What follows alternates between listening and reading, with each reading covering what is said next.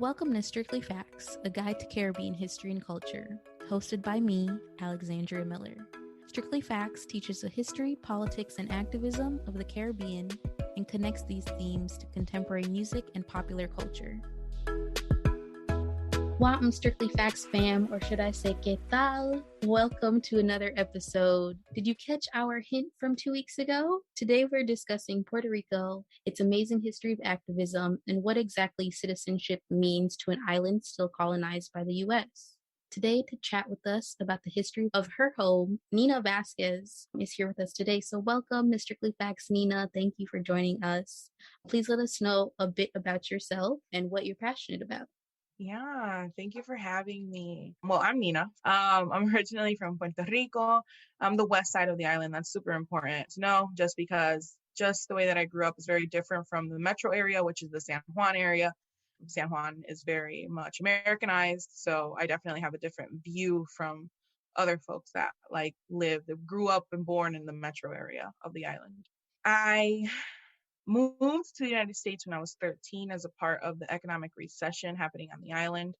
I am one of the millions of Puerto Ricans that had to leave their home because of that. Started in 2006 and it's still going on today. So yeah, it's been a long time. I have 2 bachelor's degrees, one in criminal justice and the other in political science. However, both have a concentration in racism. Then I just recently graduated from the University of Connecticut with a master's degree in Puerto Rican, Caribbean, and Latin American studies with an emphasis on Caribbean history, but more specifically Puerto Rico. And then also I'm a community activist, so I do a lot of things when it comes to gender violence here in the United States and in Puerto Rico, also as well as trying to fight against that struggle against, anti-Blackness in our communities and things like that. What got you interested in studying Puerto Rican history? I can probably guess, but I'll let you tell us. Yeah, so a few things, right? So my great-grandfather, who I had the pleasure of having in my life for a very long time, he died at 110.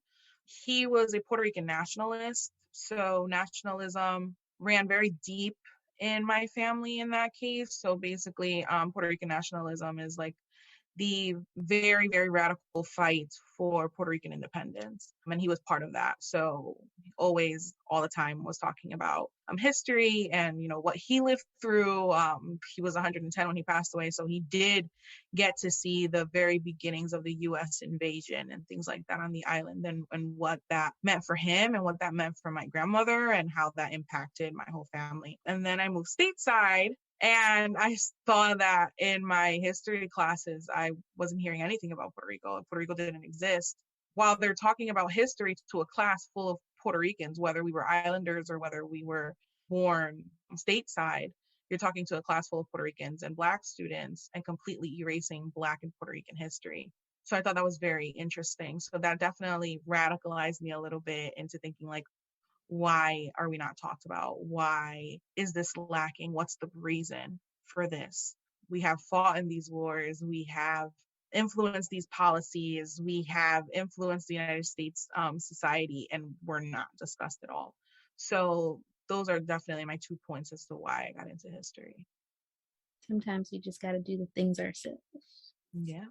So jumping into our discussion today, would you mind briefly talking to us about Puerto Rico's early colonial history? Our histories, especially I think in the Caribbean, of colonial rule can be so complicated, sometimes changing hands multiple times, which is also the case for Puerto Rico, for Jamaica, for a number of other places. So let's start there in our discussion.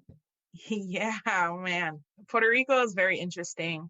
I usually tell people before I start talking about Puerto Rico is whatever type of preconceived notion that you have, you need to throw it out the window. Whether it comes to any type of history of the U.S. and how racism works in the U.S. and how it works in Puerto Rico, you have to throw that out the window because it won't work. It will confuse people. And it's very contradicting. What I always tell people is an experiment island, right? So first, Spain ends up being its first imperialist power on the island. And they do a lot of harm, a lot of harm. And I think collectively, Caribbean and Puerto Rican and Latin American wise, we try to underplay the harm that Spain did because we try to look for other people to blame But Spain did do a lot of harm.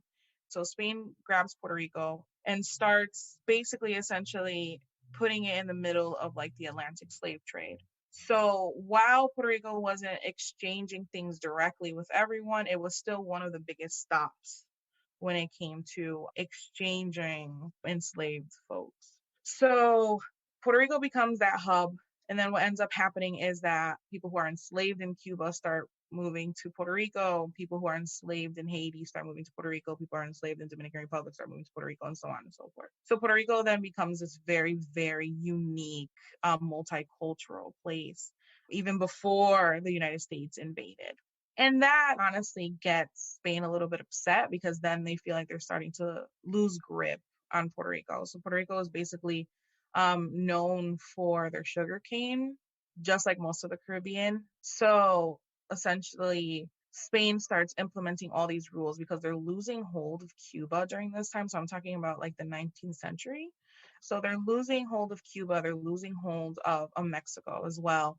They're having a lot of revolts and a lot of issues in the Caribbean. So one of the first things they say is like, well, we need to start, quote unquote, domesticating these people on this island of Puerto Rico, because if they get any ideas, then essentially we're going to lose all of our power. They definitely start with like experimenting in Puerto Rico when it comes to like policies like the Black Code.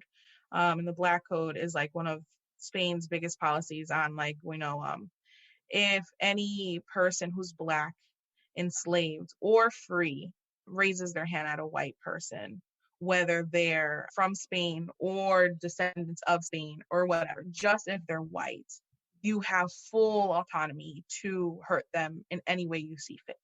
And that becomes a very, very big jumping point for the beginnings of this pro-independent movement on the island. So they're seeing that now the Spanish are starting to mobilize and become more violent. Not to say that they weren't always violent, right? But now they're putting it in policy, and now they're legalizing it. So it takes a different form. So then you have Black academics in Puerto Rico and Cuba as well. You have biracial academics, and then you have just activists and jibaros, which are people who were considered like lower class white people.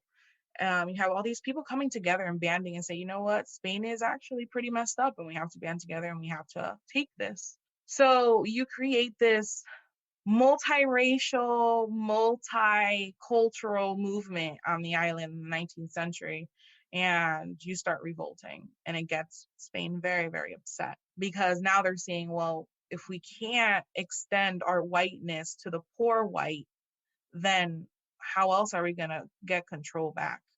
So I think discussing Puerto Rico in the terms of like race and class is very, very important, especially with Spain, because while Spain did try to extend that whiteness card to poor white people, it did work to one extent, but on the other extent, it really didn't. Also, understanding that race in Puerto Rico and racism and slavery was very, very different. So you did have enslaved Black folks, but you also did have enslaved white folks. And they did not have any such thing as the one drop rule, or they didn't have any such thing as like generational slavery or anything like that. I think a lot of people get that confused, and people get very confused whenever you say there's free Black people in Puerto Rico during the 19th century. It's very hard for people to like really wrap their minds around that. And I think a lot of that has to do is because of what we consume in American history, and understanding that American history, the racism and the institution of slavery in the United States just developed very differently from the Caribbean. So a lot of the biggest activists during the 19th century were Black and very well educated. That's another point that's really important. That's going to segue into us talking about like just the independence movement in the 60s and 30s and things like that. So Spain ends up saying, you know what, we heard you after this really big multicultural, multiracial revolt that they had known as El Grito de Lares. He goes, we heard you, we're tired of this, we're going to leave. So you know what, we're going to draft a letter that's called La Carta Autonómica. And it was written in 1897. And it's really important to know that date. So it's written in 1897, and basically Spain states, listen, we're going to grant you independence. In no way, shape, or form did they ever discuss remotely whether they wanted to give people citizenship. That was not even a question. What they were saying was, we're going to give you full autonomy. So it's either literally nothing or all, essentially. So we're going to grant you autonomy, but like as the years go out. So first, what we're going to do is we're going to draft like this type of constitution. So they draft this constitution, and the constitution is really important because what Spain drafts is they say the people in power in this free republic of Puerto Rico can only be descendants of Spain, period. So again, they're already starting to make markings of like who can be in power and who cannot, again, leaving out Black folks. However, the question always arises of whether or not what happens if there is a Black person who is a descendant of Spain, right? Can they qualify? Because it just says descendant of Spain. It doesn't say you have to be white. So again, looking at how race plays a very different connotation in the Caribbean. Then it says that they're going to implement this decolonization board, essentially, which is very ironic for a place that colonized Puerto Rico. So they're going to pick a board of like 5 people, and then these 5 people are going to be there for X amount of years, and they're going to help Puerto Rico transition from being a colony to becoming its own free republic.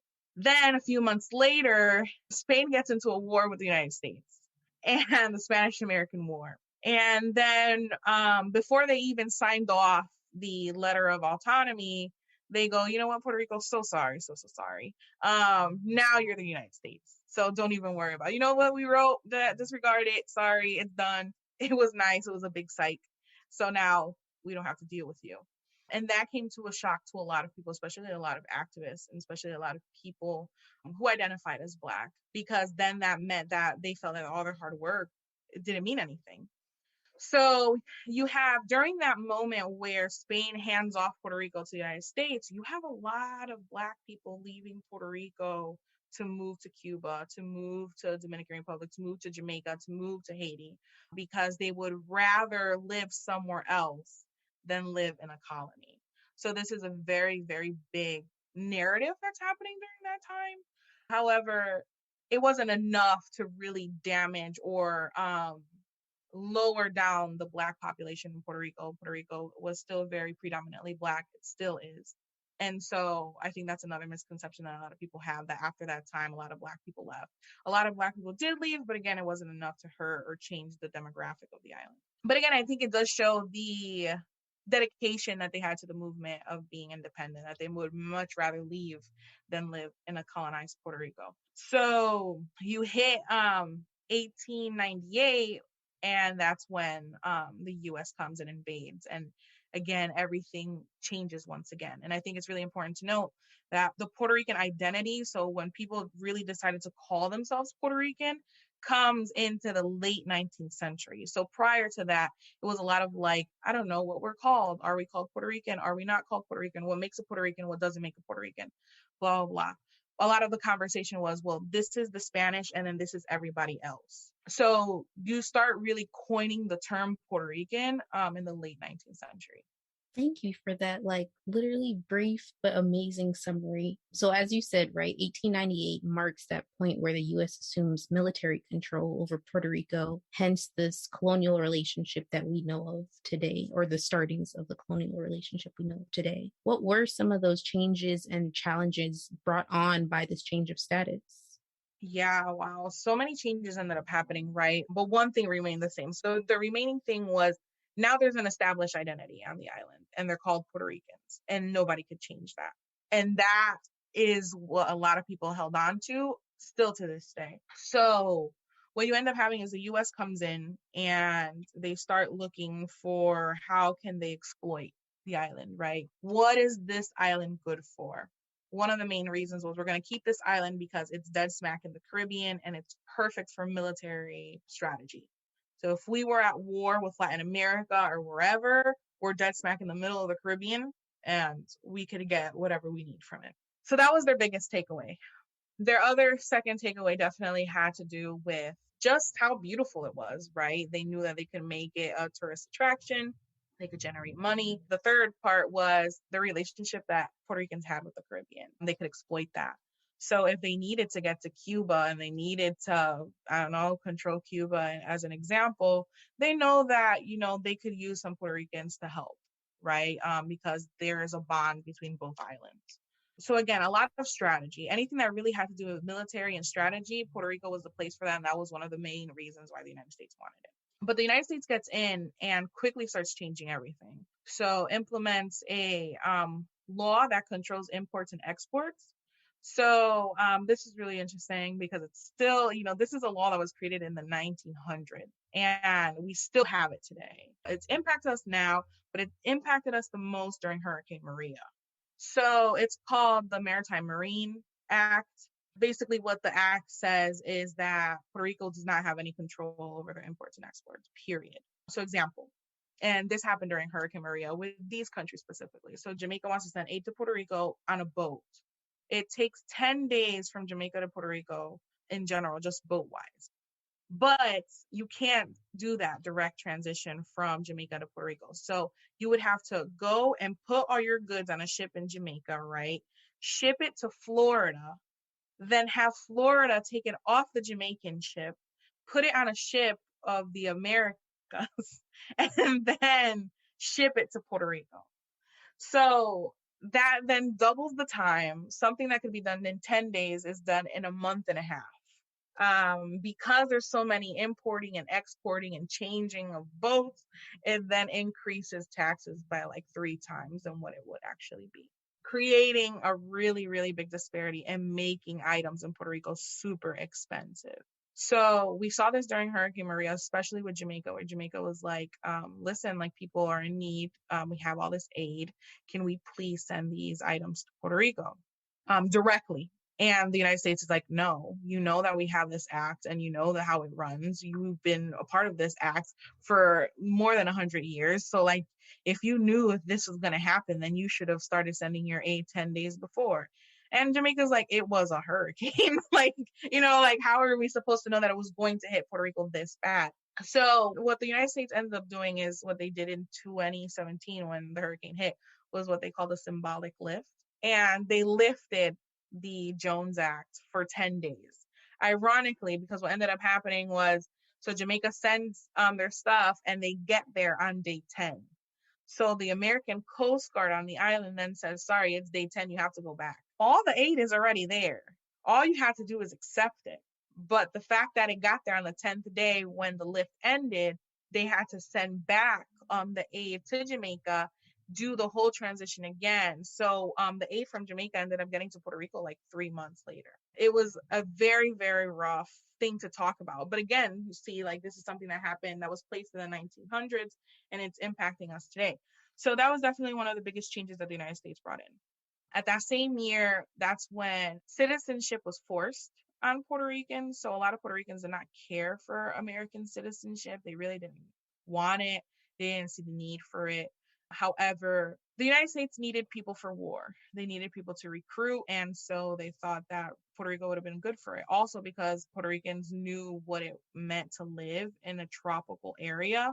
So they were good for like warfare. So basically they put a lot of African Americans and Puerto Ricans on the front line. Again, with like prejudice and racist notions in mind when they did all of this. But however, the citizenship that we got from the United States is really interesting because it's a second-class citizenship. So essentially, like Puerto Ricans on the island cannot vote for presidency. They also don't have any representation in Congress, but they're highly taxed.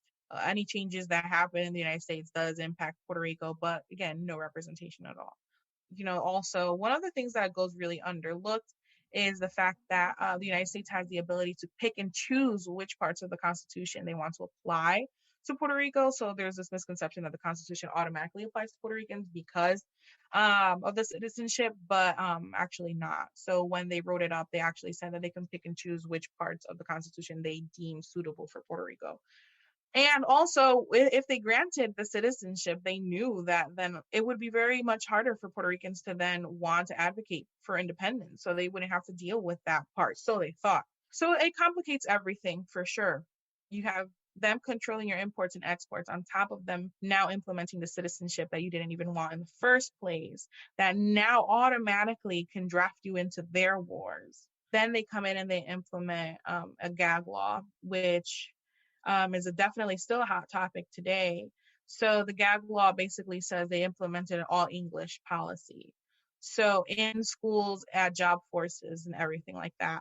In schools, it harms a lot of people because what ends up happening is you have little kids trying to learn Spanish, right? They're trying to learn like the grammatical rules of Spanish. And then all of a sudden you take that out. You're like, nope, now we're learning English. And then you cause all these students to flunk out. So you have kids dropping out of school at third grade, first grade level because they can't do it. Then you have teachers who, again, are leaving their jobs because they have to learn a whole different language to then do their jobs. So you then create like this really big disparity in the education system, and you create a hole, which then benefits the US, of course, because then the people who could stay in the education system are the military children and the rich. So that's what ends up happening. My grandmother was definitely part of that, because this happened like in the 1930s and it stayed for a while. And my grandmother was harmed. I think she ended up dropping out like at sixth grade. She was like, I can't do this. Then with that gag law comes like the suppression of any type of like assembly. Puerto Ricans were not allowed to assemble. They were not allowed to have anything that was pro-independence. So any Puerto Rican flags had to automatically be taken down if they were associated with any nationalist or independent sentiment. During that year came the change of the color of the flag, which is why people always get very confused why Puerto Rico has so many different colors with their flags. So the Puerto Rican flag with the sky blue, which is the light blue, is Puerto Rico, I guess, before the United States. And then Puerto Rican flag with the navy blue is after the United States invasion. So the United States wanted them to change the flag to match the United States with their navy blue.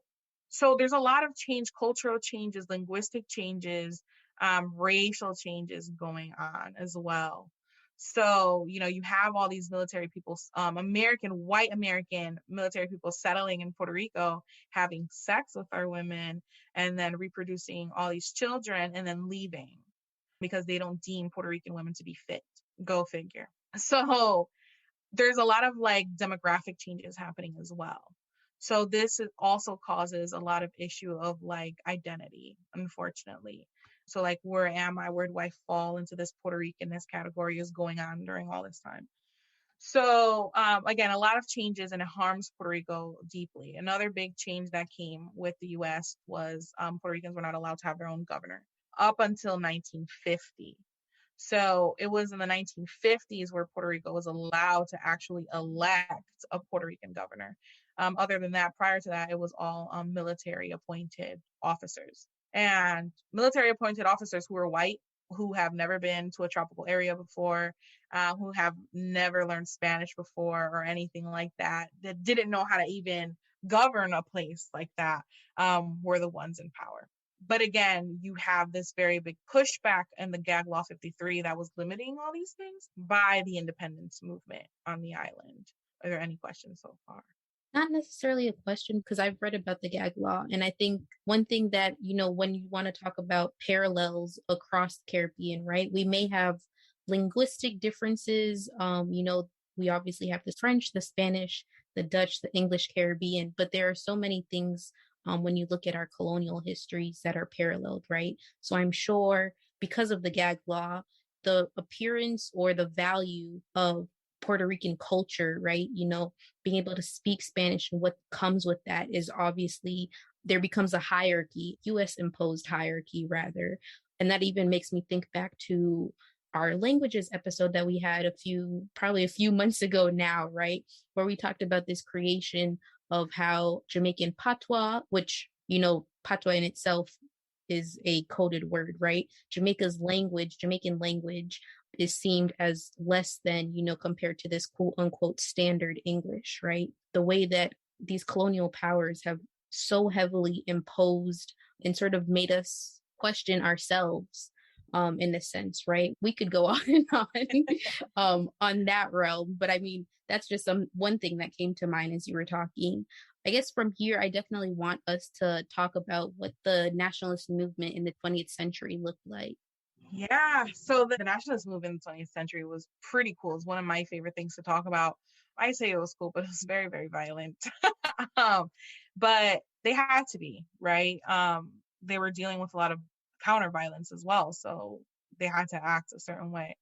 I really want to talk about it in a non-male centered way. Because I think whenever we tend to talk about the Puerto Rican nationalist movement, we tend to focus on Pedro Albizu Campo as the face of it, and which he was, right? I'm not taking that away from him at all. He absolutely was the face, and for many reasons. He lived in the United States, so he understood what it meant to live in both areas. He went to school in the United States, so he was very well educated. He was also Black, and all these other things are involved in that. So I'm definitely not taking that away from him. He's just a very interesting character as well, but I will give him his flowers. However, I really do want to present it in a different lighting. The nationalist movement was very much so a woman's movement. It was very much so a Black movement. It was very much so a working class movement. So he ends up opening up this narrative, right? He thinks nationalism is very important, and it's very important to distinguish between Puerto Rican nationalism and then U.S. nationalism.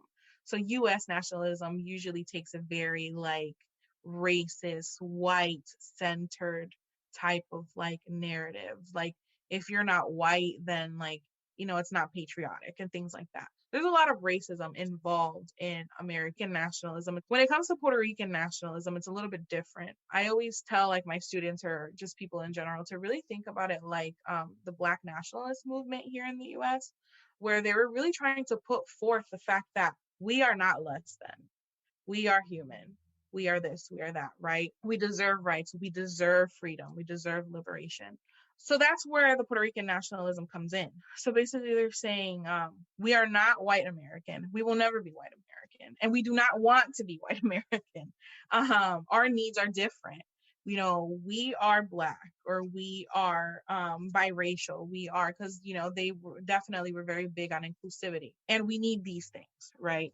So again, making that distinguishable idea between what is American nationalism and what is Puerto Rican nationalism. They're very different. They're not even remotely in the same ballpark. So Pedro Albizu Campo ends up creating this coalition and this party, this political party. And he says, we will get independence by any means necessary. And he meant that, any means necessary. So whether it was armed, whether people died, and people were willing to die for the cause. And that's something that really mind blown the United States, was that people were genuinely willing to die for the island. And I think that became very noticeable when it came to their military tactics. So one of the biggest reasons why the Nationalist Party as a whole specifically was very militant is because Pedro Albizu Campo was in the U.S. military.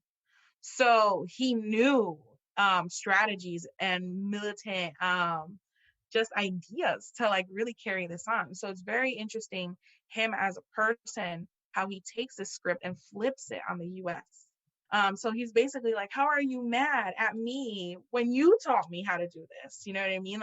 You can't be mad at me. You should be mad at yourself. So he's a really cool character when it comes to that.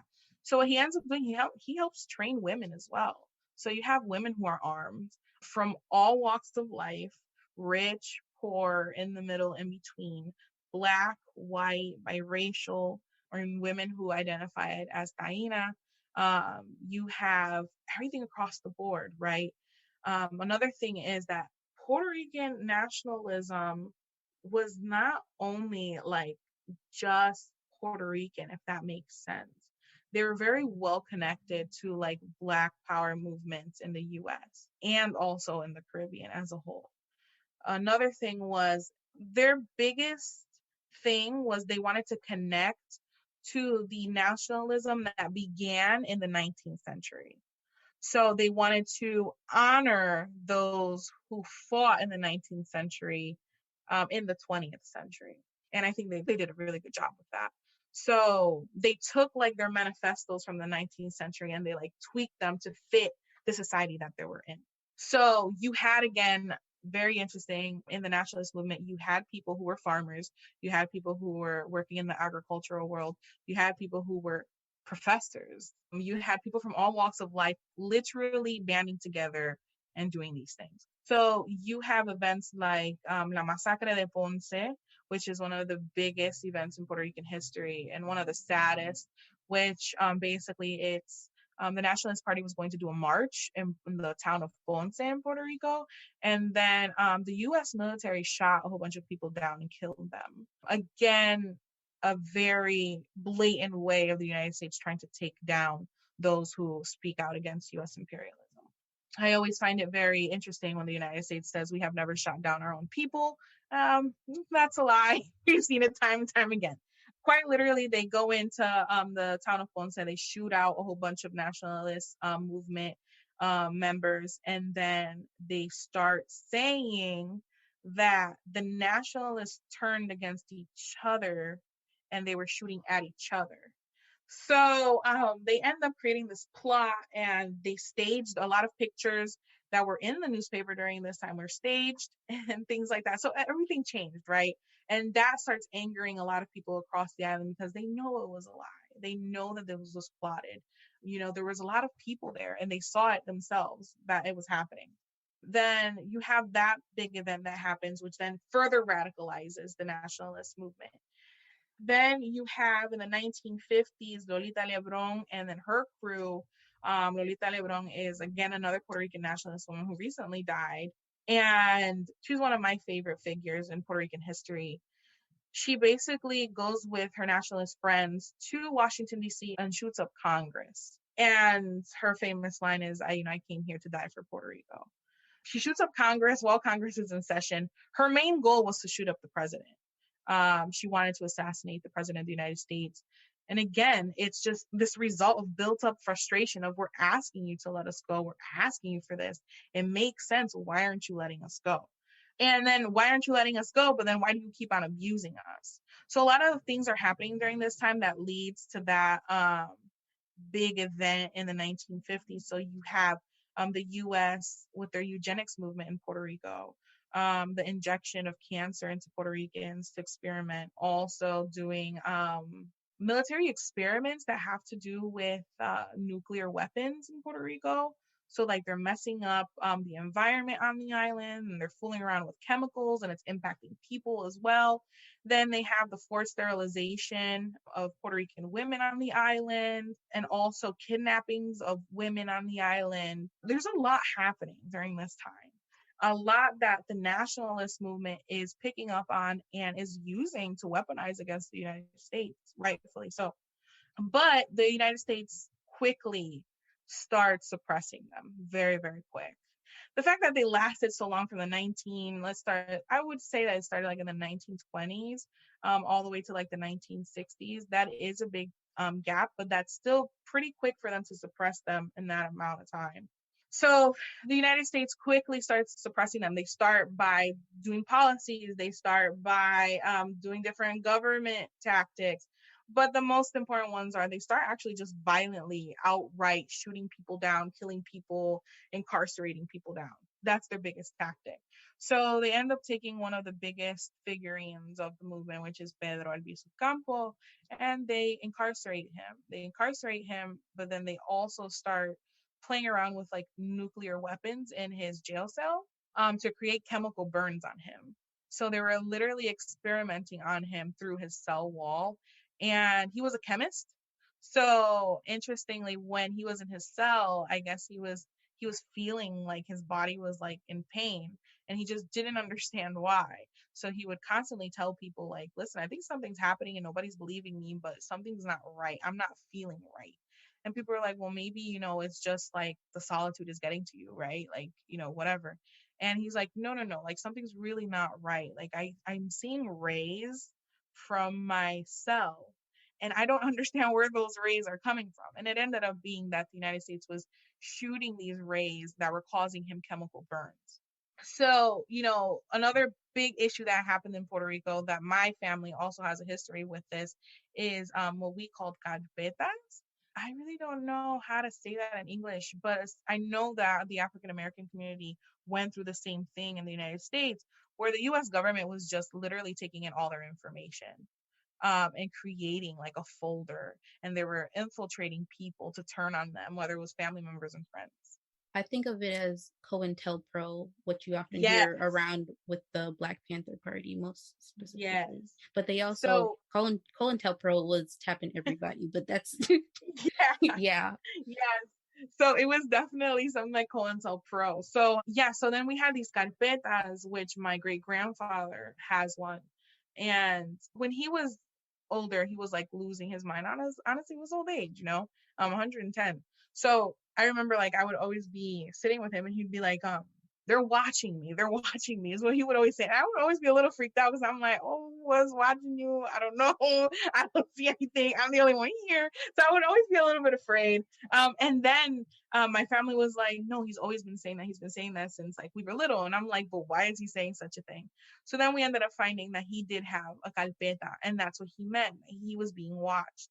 And, he is just one out of the millions of Puerto Ricans who had a carpeta. And we still believe that it's still happening to this day.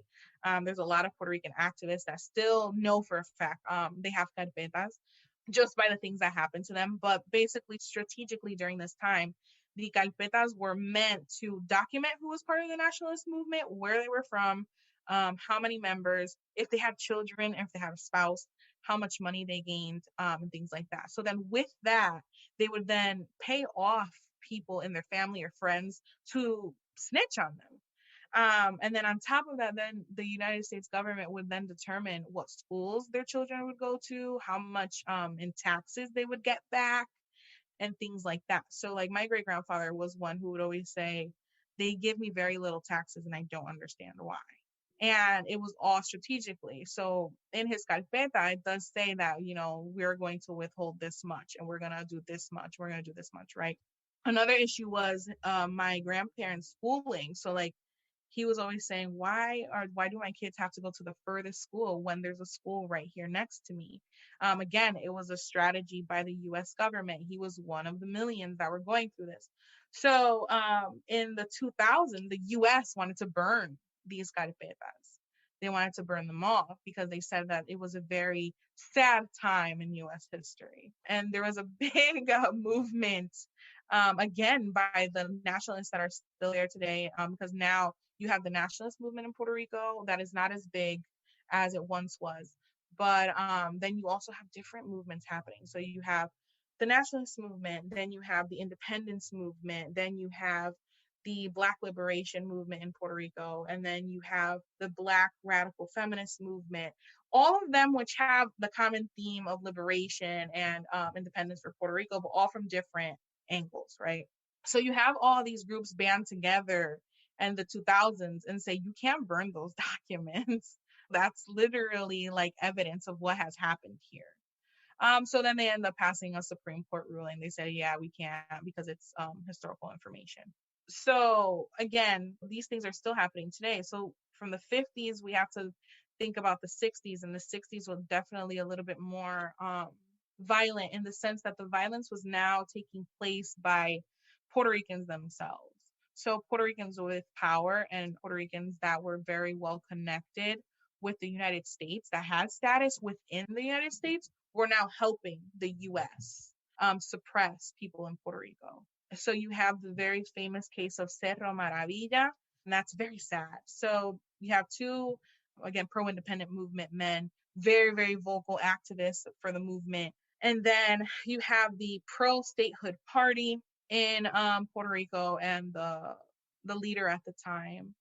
And what he ends up doing is he ends up creating this very twisted plot to get two of these young men killed, execution style, because they were making too much ruckus when it came to Puerto Rican independence. Again, a lot of people believe that the United States had a very big influence in that case.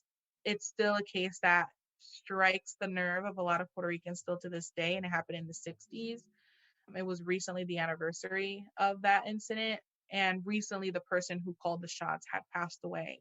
And it's a very, very sensitive spot for a lot of Puerto Ricans when we think about that case, because it just shows how deep US imperialism goes and also how whiteness is extended to the ruling class in Puerto Rico. You answered like half my questions. I'm like, okay, where should we go from here? I mean, I think one thing I definitely do want us to just sort of talk about in context is, so we've talked about various liberation movements and peoples for independence, but presently, what is sort of the positioning between people who may advocate for like statehood versus obviously independence.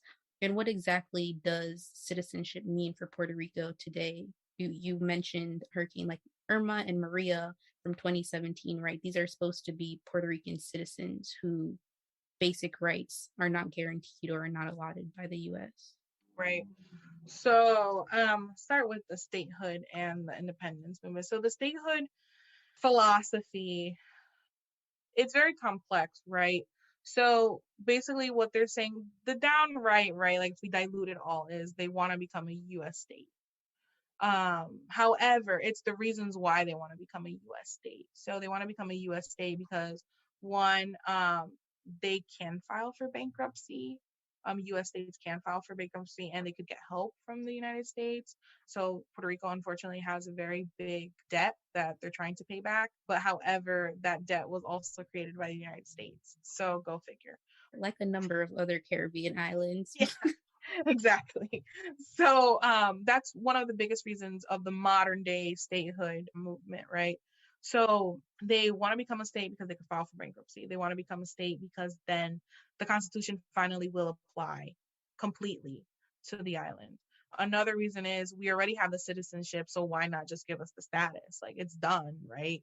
And then another would be just the governmental help that they feel like they would get. I don't know how much of all of that is true. I think in theory it makes sense. However, in practice, I think that's where the statehood party kind of loses ground. It does have a big following, but with the older generation. So basically the older generation of Puerto Ricans who really do, I don't know, they had to survive. They survived a lot of things. So they really do feel that that's the way to go. And also thinking of all the historical events I just talked about, like those are things that definitely impacted them into being very pro statehood. And also because there's a big Puerto Rican diaspora in the United States. So you might as well just make it a state. We're everywhere. That's one of the biggest things is we're literally everywhere. And also you would get representation in Congress. You need representatives, you need senators, and things like that.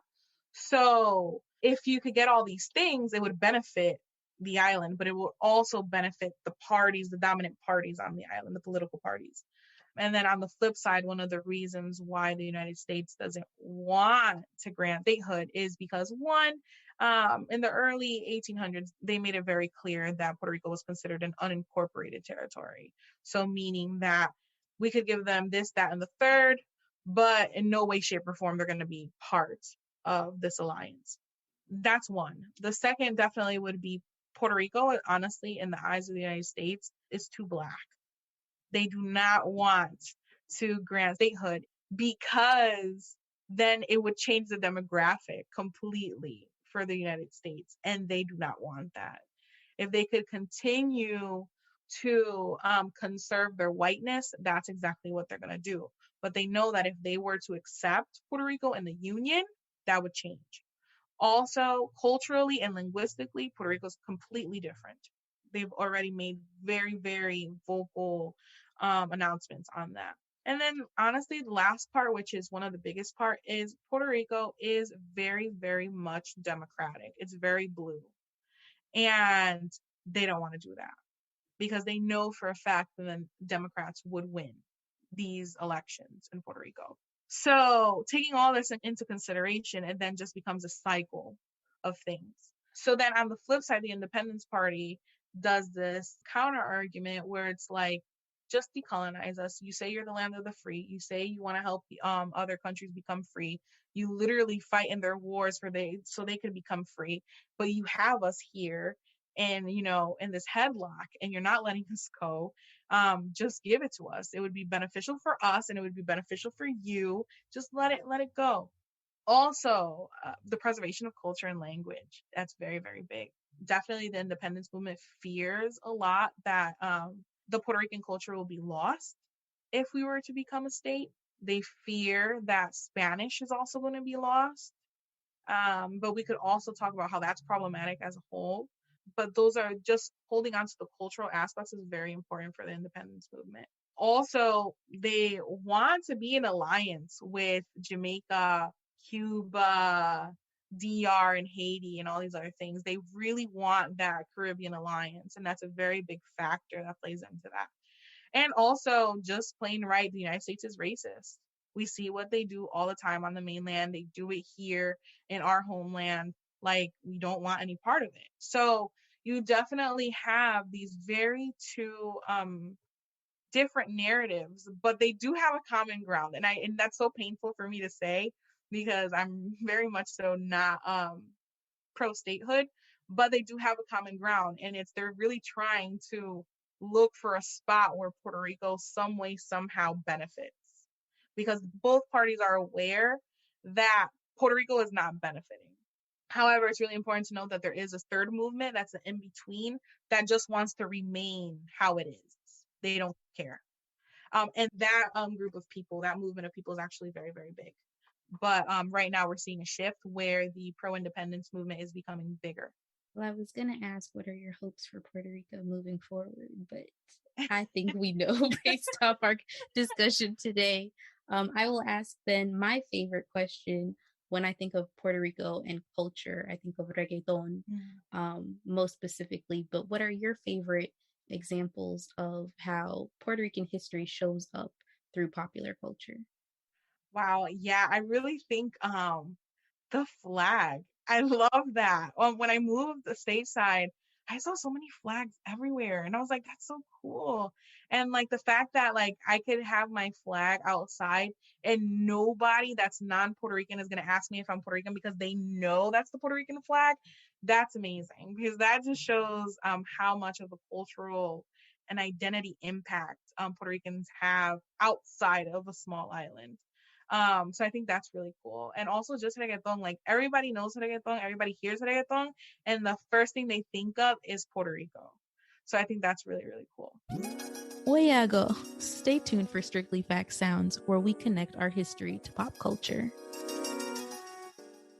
Now, this is a Strictly Facts Sounds. There was so much art and culture related to our episode on Puerto Rico that it was difficult to choose. First, we recommend checking out song Lamento Boricano, first written by Puerto Rican composer and songwriter Rafael Hernandez Marin in 1929. Current artist Mark Anthony popularized a more recent version of the song that describes the harsh conditions local farmers endured. Next, read poem Ay Ay Ay de la Grifa Negra, first published by nationalist poet Julia de Burgos in 1938. She was also the Secretary General of the Women's Branch of the Nationalist Party.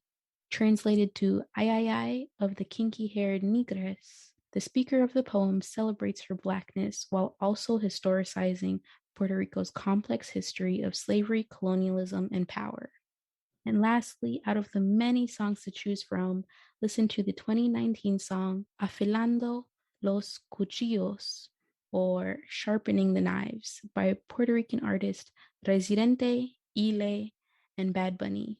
Sharpening the Knives became a local protest anthem as countless people across the island called for the then governor to resign after a series of his very problematic conversations were leaked to the public.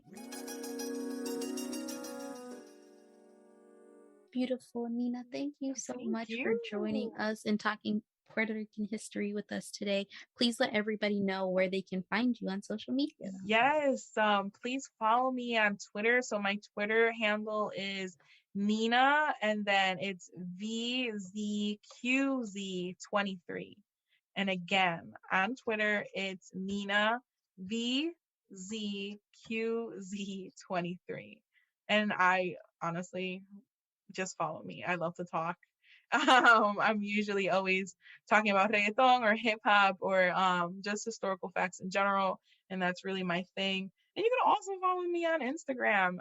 It's literally my name, what I just gave you guys for my Twitter handle, except without the 23 and no vowels. So it's just the regular letters and no vowels. So you can follow me. I got you. I will link it in our show notes below. That's how we virtually met via social media. Yes. So it all works out. So yes, Nina, again, thank you so much for joining us. As I said, links to where to follow Nina will be in our show notes. And we hope you enjoyed this episode. Yeah. Little more, everyone. Thanks for tuning in to Strictly Facts. Visit strictlyfactspodcast.com for more information from each episode. Follow us at strictlyfactspod on Instagram and Facebook, and at strictlyfactspd on Twitter.